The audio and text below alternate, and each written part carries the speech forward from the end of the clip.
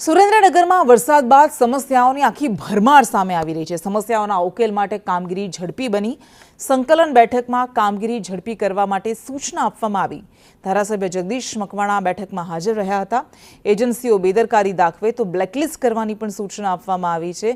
શહેરની સુવિધાઓ માટે ઝડપથી કામગીરી થાય તે માટે આ સંકલન બેઠક યોજાઈ હતી, જેમાં સરકારના નાયબ દંડક અને વઢવાણના ધારાસભ્ય જગદીશ મકવાણાએ કામગીરીની વિગતો મેળવી।